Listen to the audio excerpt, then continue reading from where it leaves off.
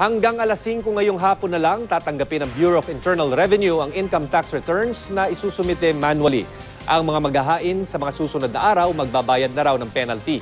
Mula kaninang umaga, maraming taxpayer na humahabol sa deadline ang dumagsa sa mga tanggapan ng BIR sa iba't ibang bahagi ng bansa. Makibalita tayo kay Elmer Caceres.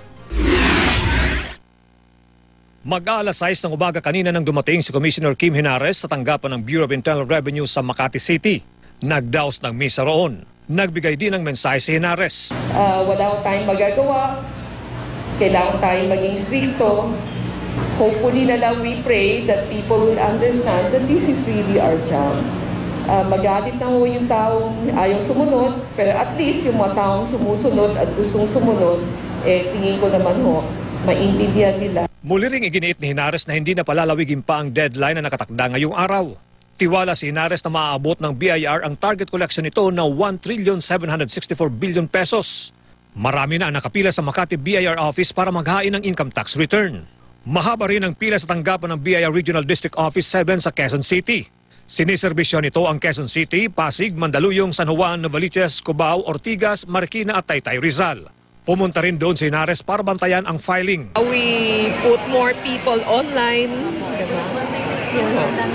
So kung wala naman kayong babayaran, bakit kayo pipila dito? When you have online facility naman out, it's really a big help naman. Parang no-brainer naman yun. No? Kaya lang, siyempre mag-umpisa ka ng something new, talagang maraming adjustment. Pinuntahan din ni Henares ang Revenue Regional District Office 7 sa Caloocan kung saan marami rin ang mga maagang pumila.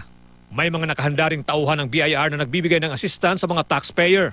Meron din mga libreng pagkain, tubig at kape para sa mga naghihintay at nakapila. Sa Naga City, Camarines Sur, patuloy rin ang pagdating ng mga maghahain ng ITR. Aminado naman ang ilan na nahihirapan pa rin silang intindihin ang electronic filing. Nahihirapan ako eh. Hindi ko lang nakukuha. Kaya nagpaturo ko doon sa kakilala ko yan, hindi namin nakukuha eh. Mahirap talaga. Kasabay ng tax filing season, nabisto ng BIR ang pag-iimprenta ng mga pekeng resibo ng ilang printing shop sa Dagupan City, Pangasinan. Nabisto ang iligal na gawain matapos makita sa resibong gamit ng isang restaurant sa lungsod na magkakapareho ang invoice number ng mga ito. Sasampa ng kaso ng BIR ang naturang printing shop. Pinag-aaralan din ng ahensya ang kasong isasampa sa restaurant na gumamit ng iligal na resibo. Wala pang pahayag ang pamunuan ng naturang restaurant. Elmer Caceres, Nagbabalita, Pilipinas.